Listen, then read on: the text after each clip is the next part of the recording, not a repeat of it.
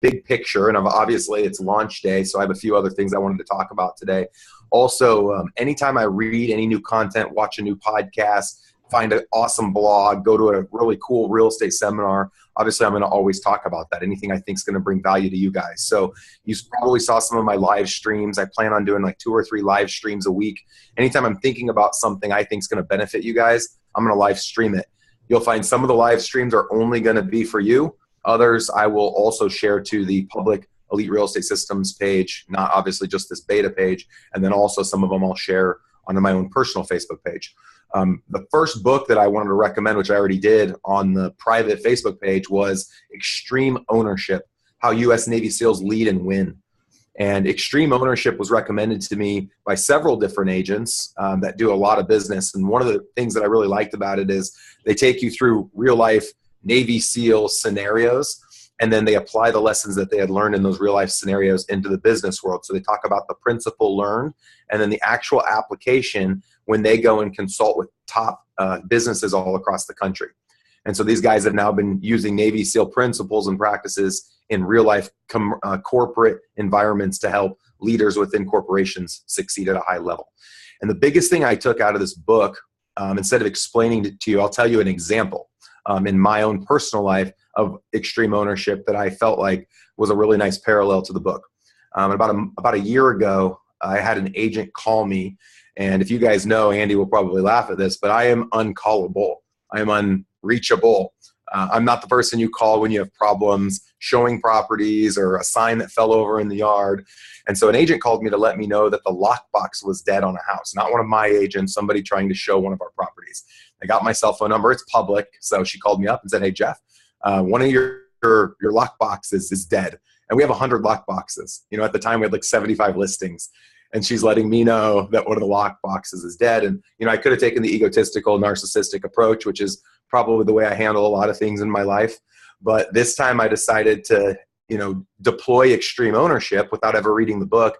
And I fell on the sword. And I did it almost as like a social practice to see what her response would be. And I apologized to her for the lockbox being dead. I took all ownership of the fact that it was dead. I told her that's unacceptable. I knew that, you know, I had put her and her buyers out. They probably sat in the driveway 15 minutes before leaving. They were never able to get into the house. And I told her it was just completely unacceptable. And I asked her if I could buy her and her clients a $50 gift card to the restaurant of their choice for putting them in that position. Now, looking back at that experience, you know, is that my fault? Was it Jeff Cohn's fault that this $140 lockbox, we use those blue Supra boxes that like talk to the internet. I think most of us probably use something similar to that. You know, is it my fault? And, you know, ultimately it is my fault. That's my lockbox. You know, even though I let my agents use those boxes, and I could try to blame it on my sign runner or my admin or Kevin or Andy or the agent whose listing that was. At the end of the day, this is my team. It's my LLC. It's my responsibility. It's my fault. And so often we want to try to blame somebody else. If you've ever built a custom home, no one takes ownership of anything. It always gets passed on to somebody else. And it's so refreshing when you have a complaint in this world today where you are upset about something and you express to them your frustration and they own it. They say, you know what, that's my fault. To hear someone say that, it completely endears them to us. And it's like opposite of what we thought growing up. You always didn't want to get in trouble because you thought if you got in trouble, you know, then you're going to be labeled as the bad kid. Whereas today, if you get in trouble and you own it, I almost feel like it earns people's respect and it endears them closer to you than if you tried to pass the torch on to somebody else. And so, you know, I was thinking a lot about, for the last couple of months, knowing I'd have this launch call, what I wanted to talk about. And thought after reading Extreme Ownership while I was in Hawaii, that it was the ultimate, you know, precursor, foundation to what flat rate expansion is. And ultimately, everyone on this call right now is the leader of their organization. You're the leader of your family. You know, you're the leader of your own destiny. And it's your responsibility to take that ship and steer it and make decisions and hire and fire the right people and deploy your capital in the right areas to help you to lead a successful life that you don't look back and regret. And I know that's why everyone's here. You know, you want to do something special with your life. You want to give yourself time, which is, you know, the one commodity we all have the same amount of time. But how we choose to use that time is really what defines us. And as a lot of you know, I've been able to leverage my real estate team in Omaha to the point where I'm only working about 5 hours a week on my Omaha team so that I can live my life. And so I want to talk a little bit about my story today and spend maybe 15 minutes going more in depth than what you heard when you guys were out at my team building workshop. And then I'm going to talk a little bit about what the overall big picture looks like for you guys. You know, we always make it so confusing. There's systems and strategies. And, you know, I have calls every day. Now I have 2 or 3 agents reach out to me with questions about how to perfect their system. And people have such a limiting belief that if they don't perfect it, if it's not running just the right way, that means they can't recruit that next agent, or they can't pay for more leads because it's not perfect. Well, Andy will confirm my team is not perfect. We have so many dysfunctions. We're probably more broken than anyone on this call today, but because we fail so much more than everybody else, we're more successful than most. And it's, you know, every new agent we hire, when you talk about dialogue training and prospecting calls, you don't need to win very often. You know, with real estate, you win one time a week. You're making $5,000-$6,000 a week. One time a week, you have to win. But the person that wins one time a week loses more than everybody else. And once I started learning that concept 5 or 6 years ago, my life changed, you know, to realize whoever loses more wins the most. It's insane. It's backwards. So I think that's a really good lesson that I've learned and I'm sharing with you, and a lot of you probably already know that. So back in 2006, I had a degree from the university here in Omaha in business. I always expected to go into like sales within maybe a Fortune 500 company. We have a few of them here in Omaha. I interned at 2 different companies here that were very reputable. I thought I'd probably go that path. One of the things I noticed was every morning at about 6:30 to 8 o'clock, there was bumper to bumper traffic to get downtown. And every night between about 4:30 to 6, there was bumper to traffic to get back out west. And I thought about my life and spending 2 hours a day in a car to then go sit in a desk, to then report to a boss. And it seemed miserable. The thought of it sounded horrible. And I thought, wow, what if I could make the same amount of money, have the same benefits as those guys, and be able to work out of my house or go into the office when I wanted to, and not have to miss things in my life that, you know, I think a lot of those other people could potentially be missing. And so I decided to start my own business, and I didn't know what kind of business I wanted to start. And so I went out and I interviewed 15 or 20 people in Omaha that I had a lot of respect for. You know, people from my church, people from my gym, my parents' friends, people that had lived the course of their life that were in their 50s and 60s. And I said, hey, here's my story. I'm 23. I'm married. I have a 1-year-old. I have an undergrad degree. I speak 3 languages. I'm super motivated. I'm super excited. I don't know what I want to do, but here's some ideas. And I laid out for them. You know, I was of the different businesses I was thinking about launching. And obviously one of them was to get into real estate. And at the time, guys, 2006, for some of you that were living in 2006 as real estate agents, that was not the time you get your real estate license. That was the time that everything was shutting down and falling. And then obviously 7, 8, and 9 came, and everything just got worse. And as you know, my story was I got licensed in 2006 and everything got better. And so all these people that I met with said, Jeff, don't go work for the guy, the man, you know, go and start your own thing, do your own thing. Especially at that time, I didn't have much to lose. I had $40,000 student loan debt, maybe $10,000 of credit card debt, a car my parents had bought us. I lived in an apartment. So I really, worst case scenario was like moving into my parents' basement, which was not worst case scenario. Obviously, we know people are in much worse situations than that.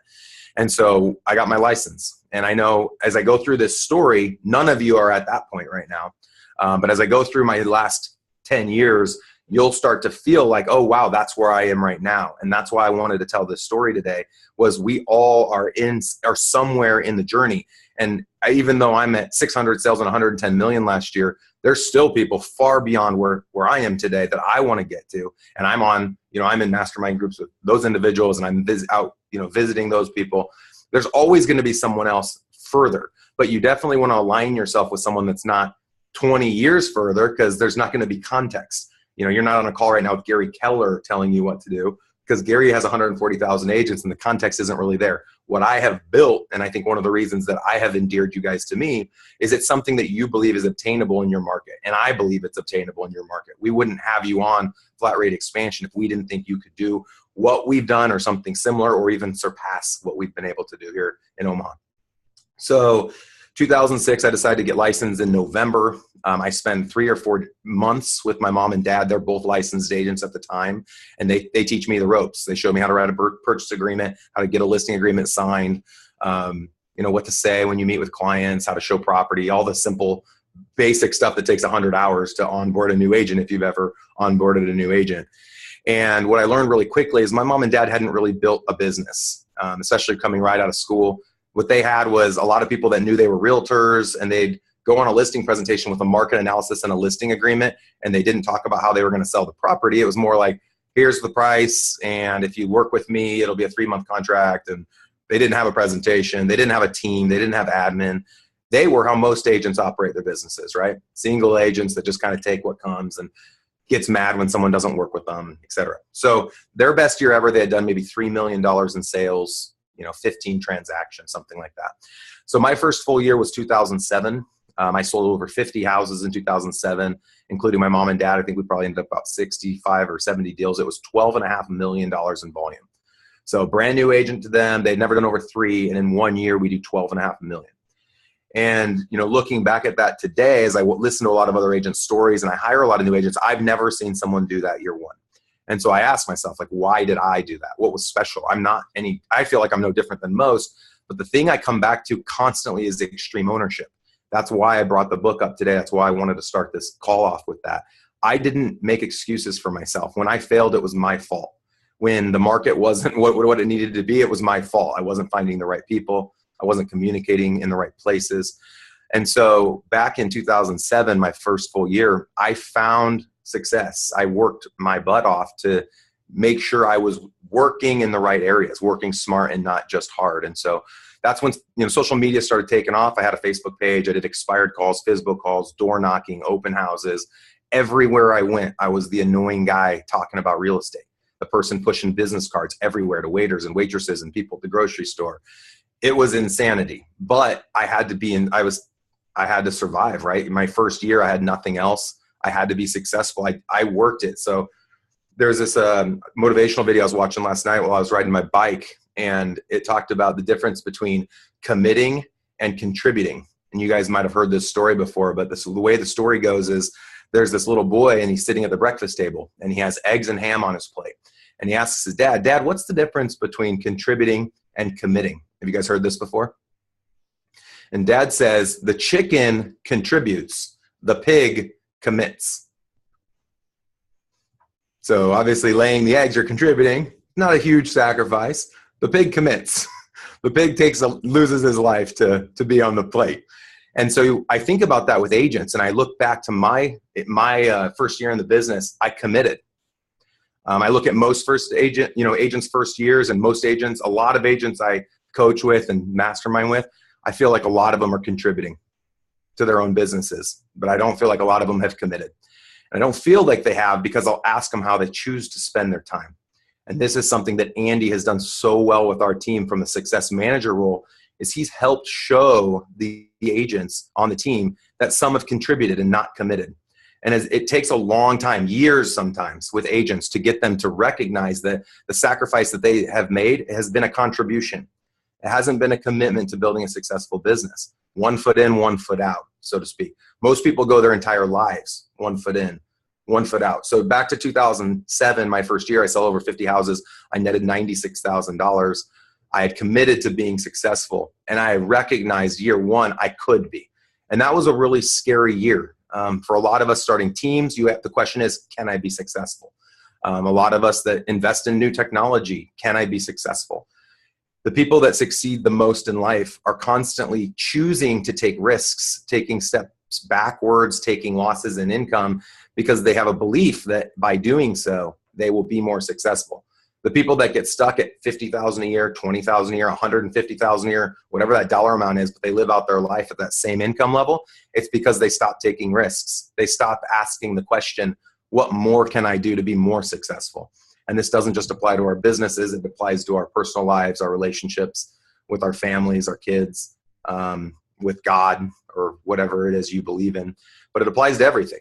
And so, I look back at 2008. After my first year, I made $96,000. And a great example of what I'm talking about right now is in 2008, I hired an agent that's on my team now. She was my assistant at the time. She wasn't licensed. Her name's Kim Stevens.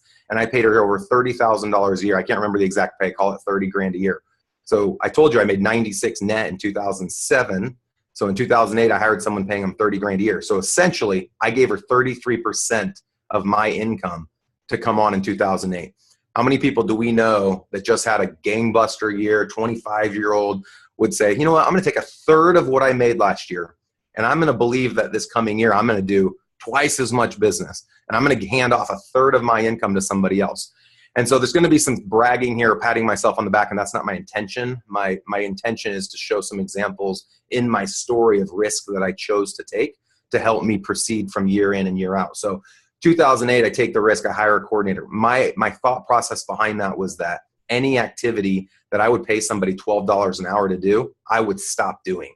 And that's anything surrounding paperwork, anything surrounding the servicing of a contract that's been executed, needed to be leveraged through a transaction coordinator. And she took that all on. I ended up netting $125,000 in 2008 after paying that additional $30,000. So I found quickly that by giving me more time to put towards the things that were higher income producing, I was going to be able to be more successful. 2009, we decided to build out a website. I start hearing about internet leads. I'm pretty pumped about it. At the time, all of my leads were coming from my prospecting and my sphere. And so I think internet leads are going to like solve all of the hard work and sacrifice you have to put in to prospect leads, doing just listed, just sold, expired, FSBO, circle prospecting, and masterminding, and open houses. That's a lot of work, as all of us have experienced. So I thought internet leads, that'd be amazing, right? So I built this website. I spent $50,000, something ridiculous, and I'm generating like 3 leads a month off of it. And so I'm like, this isn't good. 2 or 3 leads a month isn't good enough. So at that point, I kind of just chose that it was not a huge success. The website was pretty cool. It was my team at the time was the Cone team. It was just me and my mom and dad. I thought the site looked cool, but it didn't bring in direct leads, but I was able to use it as like an online business card. So it helped us establish us as business professionals at the time. 2009, I made around 150,000. So I continued to grow at about 10 to 15% as an individual agent every year. And not because I worked any harder. I talked about all of us sharing the same amount of time. I just started working smarter. Earlier on, I made sacrifices that most people don't make. We talked about commitment. I hear people say, I got into real estate so I didn't have to miss my kid's piano recital, or I got into real estate because I didn't want to have to work on the weekends. I chose to do everything I had to do to be successful. Every time a client called, I answered. Every time they texted, emailed, I responded. 9 o'clock, 10 o'clock, midnight, didn't matter. Anytime I knew I could put a deal together, I was there. I was present. I was helping. I was pushing. I was working on making an income for my family. And obviously, I couldn't have done this without my wife. So to give her a huge kudos here and credit to all of our success, I would never be here without Andrea and the sacrifices that she made, especially earlier on. She raised our 3 kids ultimately. And if there's any area of regret when I talk to people and they ask me, hey, Jeff, what do you look back on and wish you hadn't done? It didn't have to be so fast. I brag oftentimes that we went from 80 to 600 in 5 years.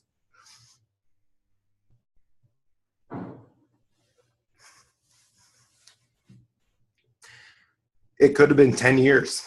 It didn't have to be 5. But I was so aggressive, so motivated, wanted to have so much success so quickly that I sacrificed some things that I didn't have to sacrifice. And I don't apologize for getting emotional about it.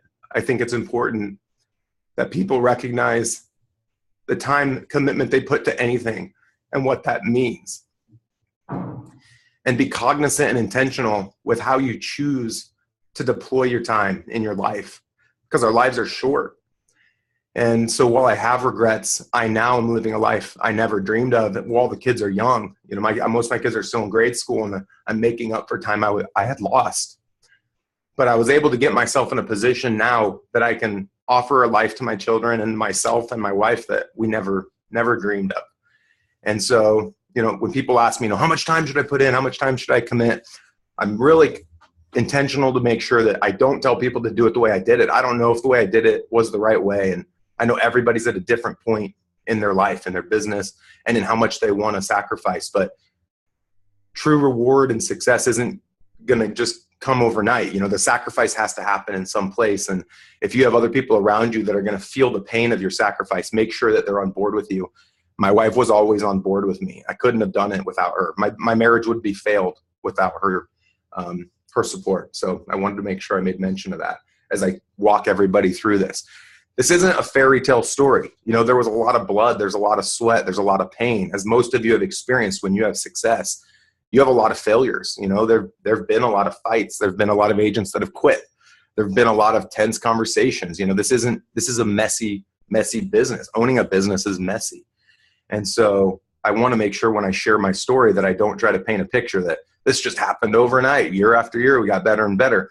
The numbers show that story, but the truth is that it's not easy. It's hard. We don't tell anybody that we got here with ease. We got here with a lot of sacrifice. The whole idea behind leverage and building a team came because I had sacrificed so much. I had felt so much pain, and I wanted to do it a different way. And so in 2011, that was my last year as an individual agent. About September, I just thought about how great that year went. The end of 2011, I made $250,000. And so I had gone just in, since 2007 as my first full year, 4 years, and I'm making over $250,000. I knew most of these guys I interviewed 4 years before, my informational interviews, none of them ever made $250,000. So imagine that. You're sitting with this kid who has $50,000 in debt, a baby, just graduated college. 4 years later, he chose to go to real estate, and he's netting $250,000. That's a tough thing, to keep your ego in check, to keep your bank account in check. That was really, really hard. And we chose just to stay in the same house for 7 years, even though we could have moved up. We stayed very modest, I feel like. And I think living in Omaha helps that. There's not a lot of people around me pushing, keeping up with the Joneses here isn't that challenging because most people aren't really worried about material things as much as maybe on the coast.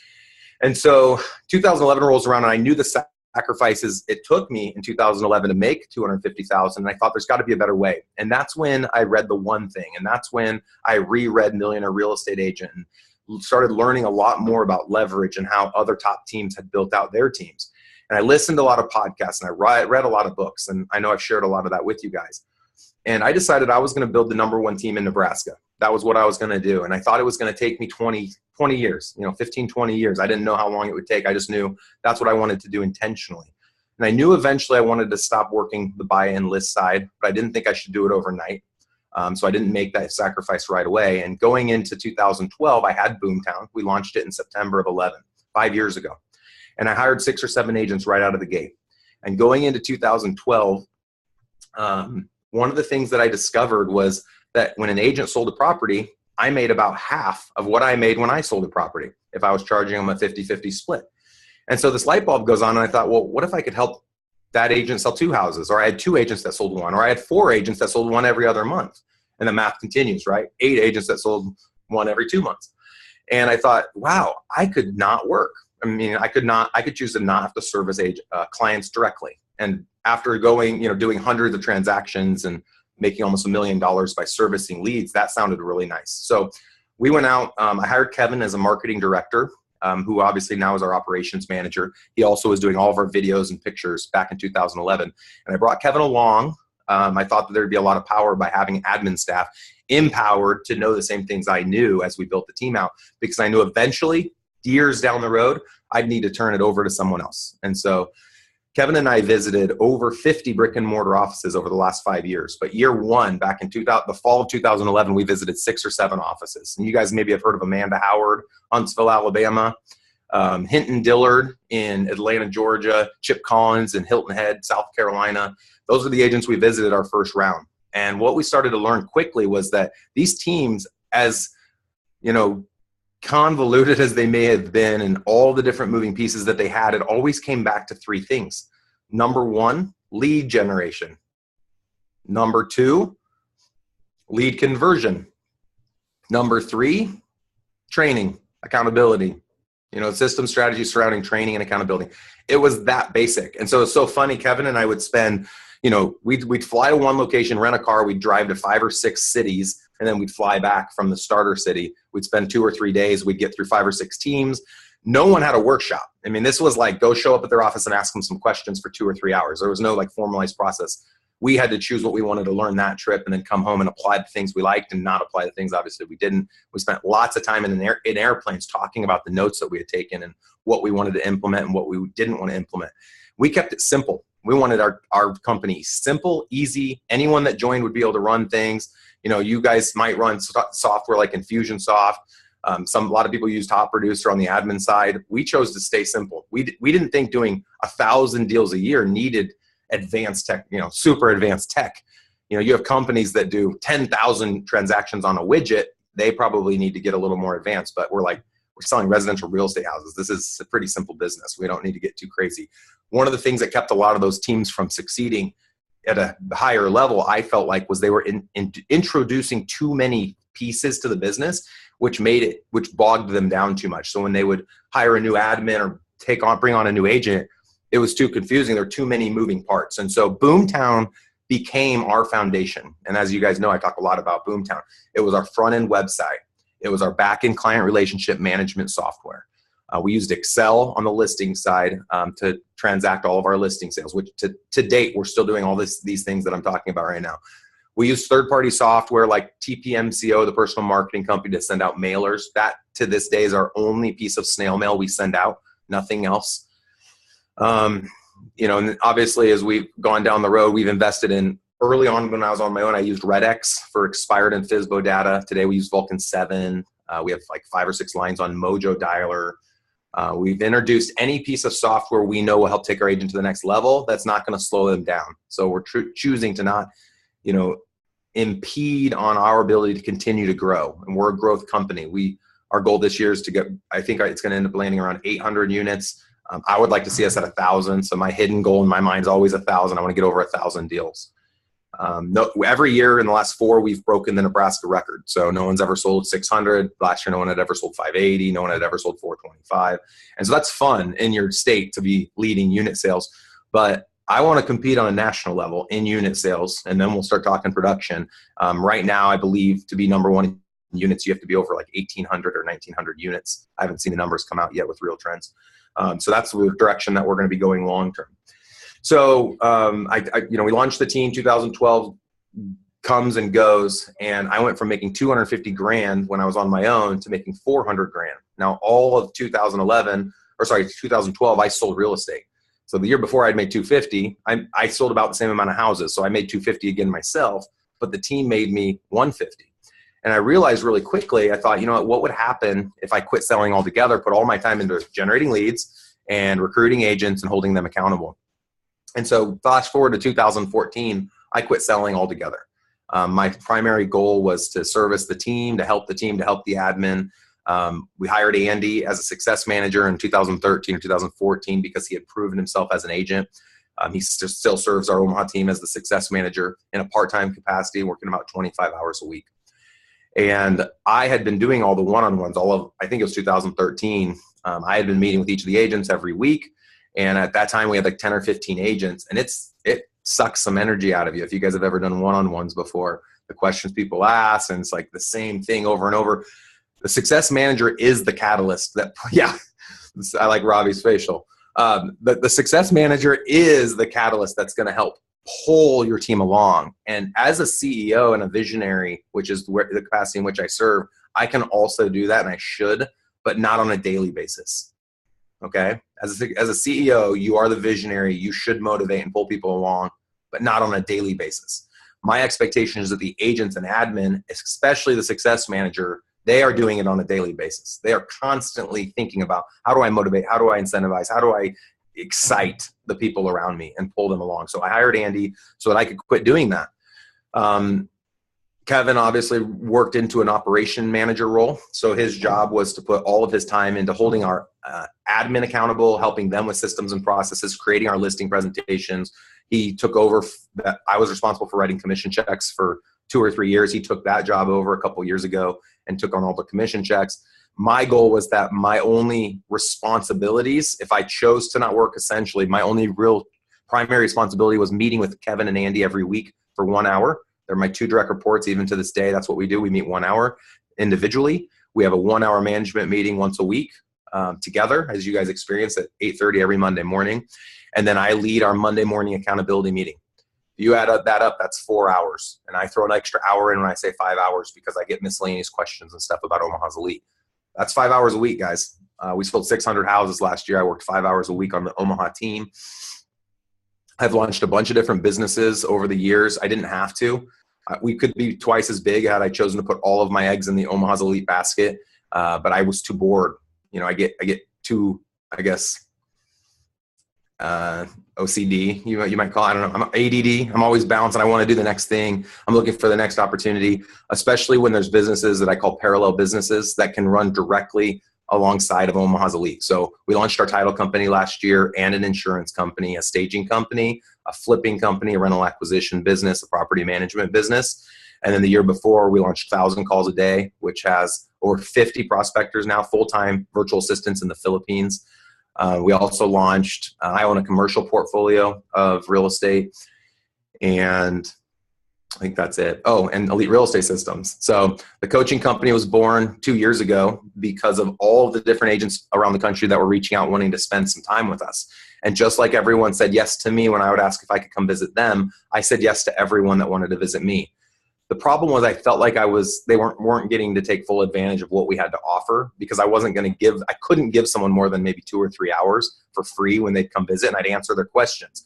But I knew the picture that I could paint for them was worth thousands of dollars, and they needed to spend an entire day with us. And so that's when we created the formalized team building workshop, which officially launched in 2015. We had about 40 or 50 guests. And then of course, last year we had over 100 people come. And this year we expect a couple hundred. So, the reason I share all of that is you can go all in into your real estate teams, or you can build things on the side, but you can't do any of that if all of your time is spent servicing a client, selling a house, going on the next listing presentation, even holding your agent accountable. And so you have to build your team the way you want to. You have to serve in whatever capacity within your organization that you want to. And it's entirely up to you how you want to build it. I don't want anyone in this group or anyone in the country to copy paste what I built in Omaha and say that's the way to do it.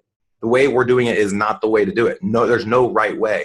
I don't know your market. I don't know your admin. I don't know your structure. The way you do it is the way you want to do it. There's no right way, but I think it always comes down to that basic pattern of leads, agents, and holding the agents accountable and helping them be extremely successful. So I want to end my last 5 minutes, and then we'll open up for Q&A, talking about the big picture. And this is the training I'm going to be doing tomorrow. Your agents are welcome to attend. Right now I'm talking team leader big picture. Tomorrow it's going to be individual agent big picture. So I'm going to be talking about it a little bit more in depth right now. But essentially, when I talk about lead generation and you think about Boomtown as a lead generation site, we are not with Boomtown from the lead gen standpoint. Boomtown does a great job when you redirect leads to their site. They do a good job capturing the lead, but so does everybody else. Real Geeks, Commissions Inc., Conversion, all the other sites, I believe, do a fairly good job on the front end. I still think Boomtown looks the best on the front end. We were most interested in the back end client relationship management piece. If you read 7 Levels of Communication by Michael Mayer, which I know I've recommended that a lot, he talks about how to build relationships of trust with individuals so that they feel comfortable working directly with you and, more importantly, referring business to you.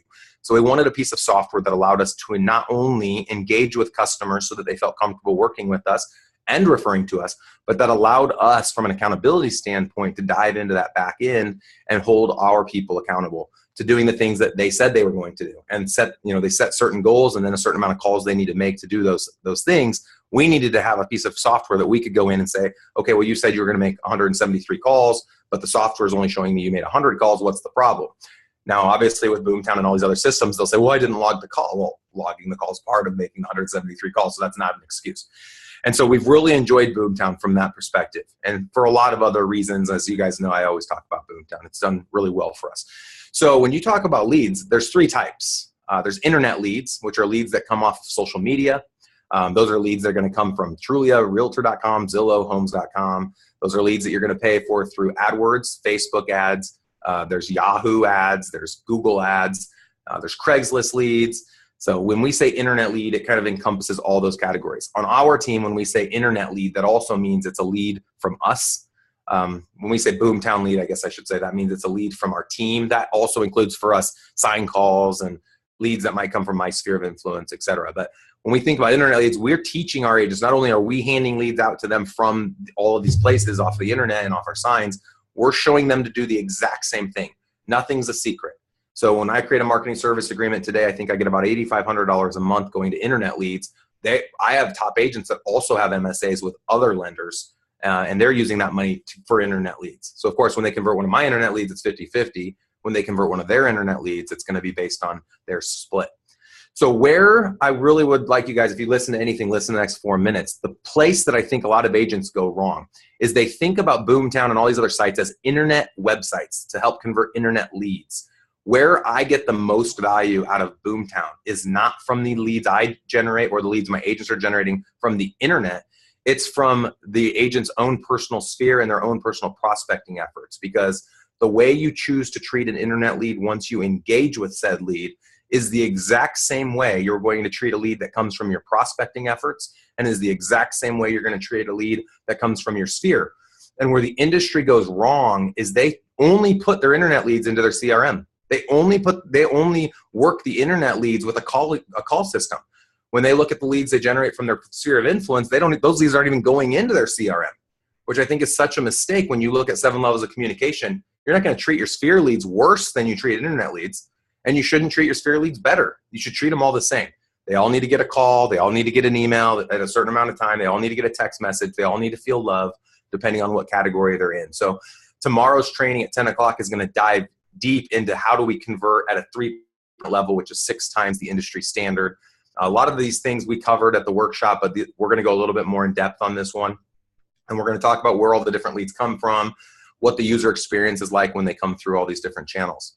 So the goal for us when agents come on is not only to say, hey, we have all these leads we're going to give to you at a 50-50 split or whatever that split might be, but we're going to teach you how to create internet leads. And we're going to teach you how to create leads through prospecting. We're going to show you how to do an open house the right way. We're going to show you how to call expired leads and FSBO leads and do circle prospecting. Eventually, you're going to teach them how to leverage, and they're going to hire callers from 1,000 calls a day or mod or whoever to make all those calls for them. But leverage only works if you already have a proven system. If you go to hire a virtual assistant, we'll get into this at another high-level call, but when you talk about leverage, leverage doesn't work if you don't have a proven system. You can't plug someone into something that you haven't created and expect a great result. And then the last thing is going to be their sphere. Obviously, sphere is the best place to generate leads. The problem is, this is out of Gary Keller's mouth at a conference we went to 2 years ago. No, you can't create a leverageable system off of a sphere of influence. You can't push a button within your sphere and double your sphere business. You can push a button when it comes to lead generation, both from internet leads and from prospecting efforts. You can push a button. You can hire another VA. You can pay another $5,000. You can systematize that business. The problem with sphere is that's the business that serves you. And you should always teach your agents that's the lowest lying fruit. So they should work their sphere. But if ultimately they want to get out of the rat race and they want a leverageable business that has no glass ceiling, they have to know how to generate leads from their prospecting. They have to then learn how to leverage their prospecting, and they have to know how to generate leads from their internet leads, and then they have to learn how to leverage internet leads. So, guys, that's the end. Then it's just simply rinse and repeat. You know, you recruit an agent, you hand them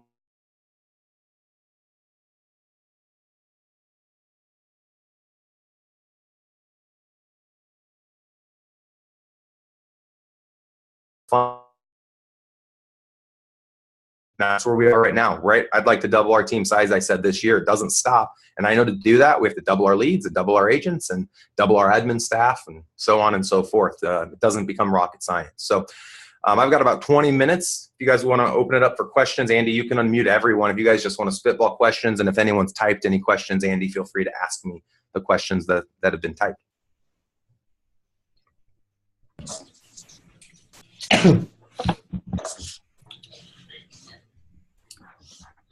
I think Andy's the only one muted. All right. Nobody answered or asked any questions in the chat box, so we're good to go there. So you can open it up right now.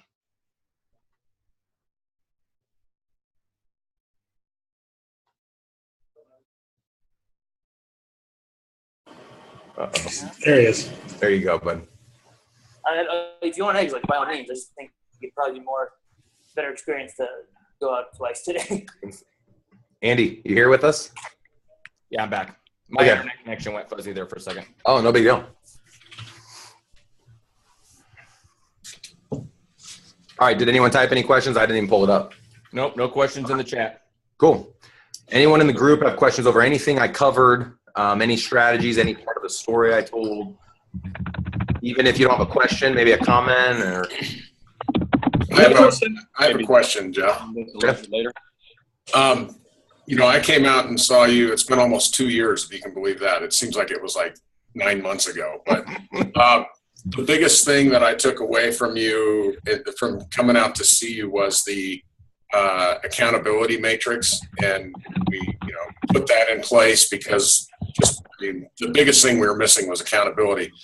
And our internet conversions obviously went up significantly over the next 6 to 9 months. And then I got lazy, and like you said, these one-on-ones and meeting with these guys just eat up so much time. So I got lazy on the accountability side, and our numbers dipped this year.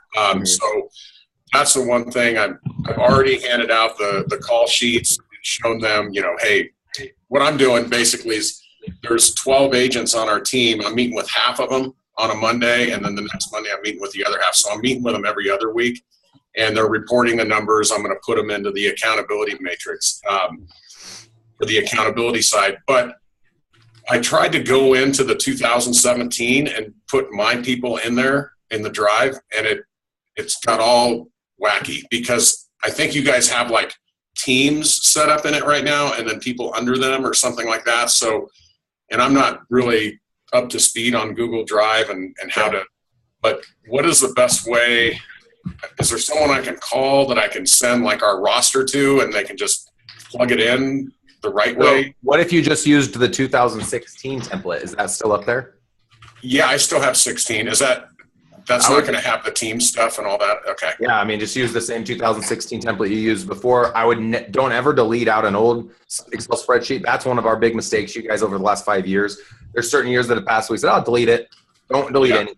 Keep it all in your drive. Pay for more drive space if you need to, but don't delete it. But in terms of how to roll that out, I think someone else had reached out to us about something like that. Sandra, you had a question on something within our drive. We can address that in a minute. But Bob, I would just say just delete out all the save it, and then delete out all of the columns. That shouldn't take you more than 3 minutes. And okay. And you don't have to change. I wasn't sure if you made a change. Nope, no changes. So what we did was we started allowing agents to build teams within our team. And so Kevin didn't want to only know what the overall team's numbers were. He wanted to create an agent accountability matrix within each team leader's AAM. And so now each team leader can create goals for their agents within their teams, and all of that totals into the team leader's total. So it is confusing. Thank you for pointing that out. And I would just say if you don't have teams within teams, then just use the one from last year. Got it. Will do. Sandra, what was your question about the drive? I wanted to download the income calculator, and it said I didn't have permission to do so, but I got around that. I just copied and pasted. Okay, it said that you didn't have permission to download it? No, I did. I was able to download it, but I wasn't able to edit the cells. So okay, that's right. So anything that's in the drive, you guys can't edit. You have to download it first. And I'm glad you brought it up because I wanted to address that. No. I did download it into my own drive, and it still said I didn't have permission to edit it. So what I did was I just copied and pasted. And then it worked. And then it worked, and I was able to edit. Yeah. Okay. Andy, why don't you let Kevin know on that one? That's interesting. I haven't heard of that yet. So we want to definitely make sure you guys are able to use that. Jamie had asked a question, and Gabe did as well. So I'll go with Gabe. What percentage of your business was listings versus buyers for 2016? This is an interesting one. We'd always done about 30% were listings and 70% were buy sides. Last year it was 60-40, 40% listings, 60% buy sides. I'd like it to be 50-50. One of the reasons we left the local firm to Berkshire was that Berkshire was getting a lot of the listings. A lot of people that knew they wanted to list their house listed with Berkshire. So they'd interview 3 agents in Berkshire. And so our listings have gone up exponentially, obviously, because of that, over a 25% increase. Jamie, would like to discuss how your agents at the highest level are leveraging their businesses and how the costs split? So our top agents are at an 80-20 split. That's the cap on our team. Now, that's after the brokerage has taken 6%. So the brokerage with me is a 94-6, and then they have an 80-20. So it's not a true 80-20. Anything on the listing side or buy side, they now make 80-20 if they generated the lead. The way that we were able to help them leverage was we now allow them to hire agents within their own teams. So they can have those agents at any split, but we recommend those agents start out at a 50-50 split for leads that a team leader generates to them. So if that team leader has an 80-20 and generates a buyer or listing lead to their agent, they're making 30% on that transaction. Now, if it's a lead from me, I let their agent make 50-50 as well, and the team leader gets 10%. So I take a 10% loss in the event that Omaha's Elite generates the lead, because I let their sub-agents make the same split that the team leader would make, but I wanted the team leader to make something when their agents would execute a deal that had been generated from me. So they get a 10% blip, override, whatever you want to call it, and I take a 10% loss, but I'm okay with that because they're handing my leads to their sub agents. And so that's one way they leverage. Number two, I'd say, is marketing service agreements. So any agent that does more than 25 deals a year has been able to get about $500 to $1,000 a month from a lender outside of the lenders that I'm using through my MSAs. That's created a little bit of a conflict of interest because my lenders are spending $7,000 a month to generate leads to all the agents who now have their own personal relationships. And so the only thing my lenders have asked is that every lead that they pay for to come to my team, that they're one of the lenders referred. And that's the only thing that they can really legally ask. So anytime they would pay for a lead to come into the team, they will be one of the three lenders that get referred out to that client. When one of my agents' lenders that they have an MSA with sends a lead, it's the same, probably the same arrangement, that lender is obviously going to be one of the lenders referred, but we should never just refer one person in any industry to one of our clients. You should always give them options, or else it could come back on you that there was, some foul play at hand. RESPA has some guidelines surrounding that. Andy, any other things surrounding leverage that we offer to our top agents? Costs and splits. Costs and splits, no, you pretty much covered it all. We have added the new onboarding process and training for the new sub agents, which I think is going to help out a lot. Yeah, last year when we decided to let the top agents start teams, one of our biggest things was we didn't want to have to train those agents. That was half the reason we wanted them to hire all the new agents. But what we found was the way that each person chose to onboard and train their agent was wildly different. And so we decided that would be a huge value add to team leaders that want to build teams, is to have our company offer at least a bare minimum onboarding process. And so I hired my dad every Friday now after our team training from 10 to 11. My dad does onboarding training from 11 to noon. And we have 8 sessions that they have to go through before they'll be Boomtown eligible.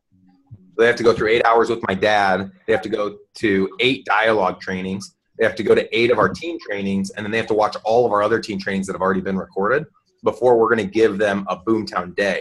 But just to make note, we do have a Boomtown account. Right now we call it our Omaha's Elite account. It has 20,000 leads in it. So it's like anytime someone leaves our team, we dump leads there. Anytime an agent's not following up with the leads the way they're supposed to, Andy will take their leads away.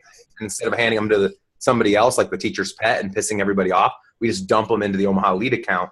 Anyone can go in and make calls to those leads, but the only way to take the lead out and essentially own it is to engage with the lead. So once they've talked to them, then they can take the lead away. Otherwise, they have to leave it in the Omaha account. So anyone that joins Omaha's Elite can make calls into that Omaha account at any point, but they're not going to get a lead day with new leads coming in until they're Boomtown eligible. Do you have an outline for that onboarding training? Yes. One thing we started doing, Jeff, in 2016 is we told new agents that joined our team, you're in the lead rotation for 6 months. You get a 6-month free pass. And if you haven't closed a deal by then, you're out. And then for our existing agents, they have to close one every 60 days or they're out of the rotation until they do. Yep. That's a great idea. That helped keep people on them. Yeah, that's a great idea. And we're doing something very similar. So you have to be onboarded before you get leads. And then, Andy, how long do we give them? 1 month or 2 months? And if they don't have one executed from Boomtown, then we pull Boomtown away until they're sold out. It doesn't have to be an executed from Boomtown, just an executed period. Right. So if they get a goose egg, they don't get Boomtown the next month. Boomtown's not for people that get goose eggs. Doesn't matter the lead source, but they get a 3-month buffer. Right. Now, there's a lot of dysfunctions because we don't have enough agents to work all the 30 days. My goal is to have 1 day a month per agent with how many leads we have coming in. We have 50 or 60 leads a month coming in. So eventually it'll be based on their conversion with Boomtown leads. So the people that get Boomtown will be the people that are converting at the highest level within Boomtown. But we don't have enough people yet to be picky and choosy. We just are grateful anyone's willing to work the Boomtown leads right now. But when we have enough agents, we'll get to start being a little bit more exact with that. So yes, Sandra had asked about the outlines for the onboarding process. We're perfecting those right now. So in the drive right now, I believe Kevin has shared, and if not, Andy confirmed this, an outline for onboarding new agents. We have an onboard, offboard checklist. The onboarding now that I'm talking about is essentially their intro to real estate training onboarding. We're still finalizing the exact content that we want for that. But once we've created all of that, we'll definitely make that available on the Google Drive and let everybody know about it. Hey, Jeff, real quick, can you go over kind of what our schedule is here? We're doing this. Are we doing this every Wednesday or every Thursday, and then on Friday there's another thing? Yeah. So Yep, let me address that quick. And we had talked about that a little bit the other day, so I'm glad you brought that back up. So every Wednesday, Friday, my Omaha team has a dialogue training on Wednesdays and team training Friday. Most of the team trainings on Fridays will apply to you guys individually and your team. So we recommend that you and or your teams watch. They're going to be recorded. You don't have to watch it live. If you do watch live, you can engage with Andy or Kevin. They'll be responding to the posts that you put up there if you have questions for whoever's running the training. So every Wednesday's dialogue with my dad. Every Friday's training with my team. And it's me, Andy, Kevin, and 2 or 3 other people that will be presenting those different topics. All recorded, all on Facebook Live. And every Thursday, Andy's going to be doing a team accountability meeting. So next Thursday at the same time, 10 o'clock, Andy will run a team accountability with this group. Andy, do you want to speak to that for a moment so everyone can kind of come prepared with what their goal is? Uh-oh, feedback. Who is it? That won't happen if you have earphones, by the way. Okay.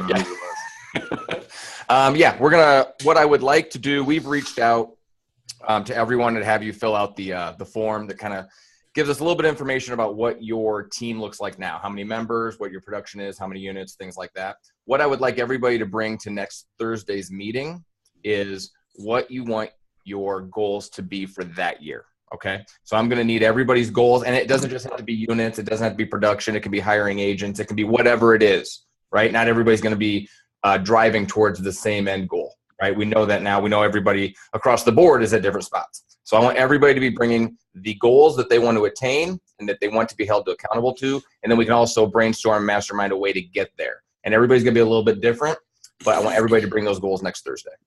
What time is that next Thursday? 10 a.m. Central. Every meeting that we ever have is going to be 10 a.m. Central, whether it's a Wednesday, Thursday, or Friday. And are you going to send out Google invites for these? Or okay, cool. You're going to get a reminder email one day prior, letting you know that you have a call the next day, and then you'll be getting a link sent to you approximately 10 minutes prior to the meeting with the link to the meeting. Is it also in the calendar, Andy? Sorry, Bob. That's all right. It is not in the calendar yet. I ran into a glitch with that yesterday, so I have a call with the Zoom guy. The issue is I can put it into the calendar and it's great, and I send it out to everyone. Unless they're using Gmail, I'm not for sure it's going to work. So until I know that that's going to work for everybody, I didn't want to have that the way it goes. Okay. I had asked Andy to have a link to all the Thursday meetings inside the calendar too. So if you didn't want to open the email, you just go in the calendar and click on the link. So we'll work on that eventually, but watch your email inboxes for the active links. If I can't just keep it current on the calendar, what I'm going to do is I can schedule it. And hopefully I'll be able to put a permanent link that they can copy and paste into their calendars. Deciding which one's going to work best. I just want to make sure that we can get everybody covered and not just those who are rocking Gmail. So that I understand, we need to block out 9 a.m. every Thursday from here on out. If you're in the mountain time zone. Got it. Okay. Yep. And then Robbie had asked about the outlines for the one-on-one meetings. Andy, do you have that on the drive? I believe I do. I put it together for Kevin, but if not, I'm making note of it and I'll check and make sure it gets on there. Yeah, we'll get it to you. Transferred over. Our vision for this is that I would jump on, and I actually can't do the first Thursday in February, but any first Thursday I can come on, I'll be on doing a higher level topic. And I'll decide that throughout the month based on what Andy gets as feedback from you guys of what's needed most. So some examples of topics would be marketing service agreements, broker fees, virtual assistants, admin staff, title companies, anything that you guys want a higher level understanding of that I wouldn't have covered at the workshop. I'm going to bring that to you on the higher level video. If you guys aren't here live, you can watch it later, and you'll always have access to all of those videos, which I think is going to be really nice for you. And then, of course, every Wednesday, Friday will be our team's dialogue and our team's training, so you can plug your organizations into those trainings if you want. That's the overall thought behind it. And this is the beta. So we're going to make a lot of mistakes. We're going to do things wrong. We're not going to sound perfect in some instances. Video is not going to be perfect in some instances. I'm sure some of these are going to just completely fail, and we might drop a call, whatever the case might be. We want your guys' feedback as we go week after week after week. We'd love to know how to make these better, how to offer more value. We've already had a lot of critics say that the group concept's not going to succeed. And we feel like small group will. We have 15 people. Look how many are here right now. We only have 5 or 6, and that's what I expected. When you have high engaged business people, they're not all going to show up on every single call. They're going to watch the call quite often. So we think groups of 12 to 15 will have 5 to 6 show up. and engage with Andy on a weekly basis. I come on a monthly basis. And the idea behind the Andy call, you have a person holding you accountable. A lot of times as the owner, the leader, the CEO, you don't report to anybody. No one's asking, hey, Sandra, did you recruit one agent like you said you would? Or, hey, Jamie, did you pay an extra $1,000 for AdWords like you said you would?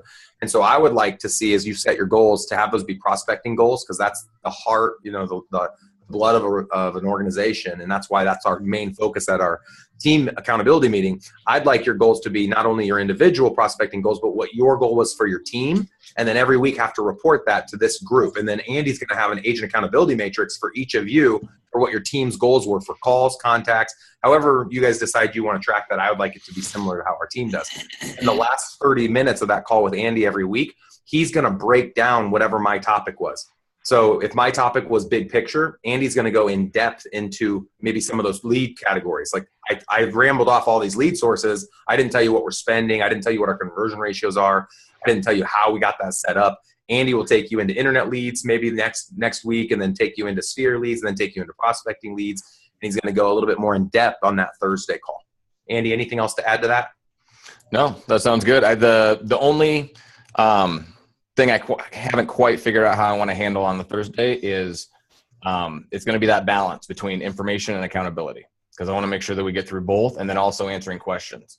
So that, other than that, how the layout's going to be, but those are absolutely the three things that we want to be covered.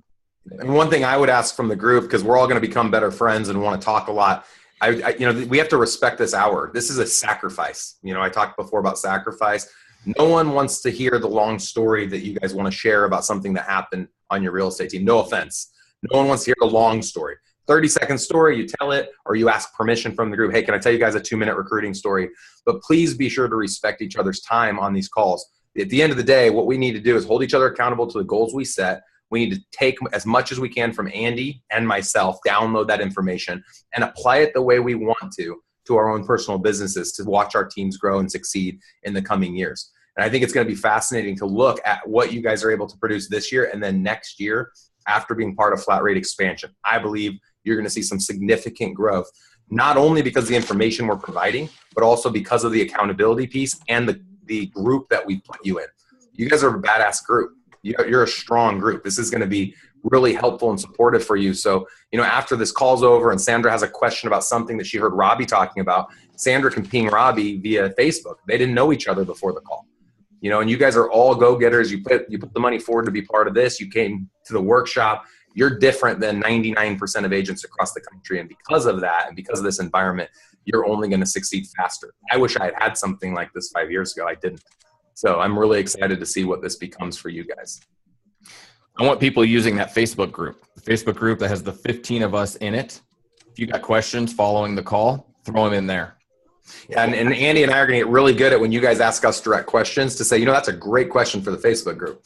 So instead of me responding to a Facebook post or a text message that you send me, or a call that you have that's on a basic topic, I'm going to ask you to post that question in the group so that we're not getting the question 15 times. Anything else, guys, before we wrap up? I'd like to respect these calls, make sure that they stay an hour so people can schedule calls and appointments right after. Let's wrap up. I think that was a great call. I really enjoyed it. I hope you took a lot out of my story. Go get that Extreme Ownership book. I found myself towards the end just skipping the principal and reading the military stories. So if you're a military guy at all or gal, I think they're really fun. I think you'll enjoy those. And I just want to see all of you grow and be successful. Great. Thank you. Thanks, guys. All right, everybody. Have a great week. Easy, guys. You too. Bye. Yeah.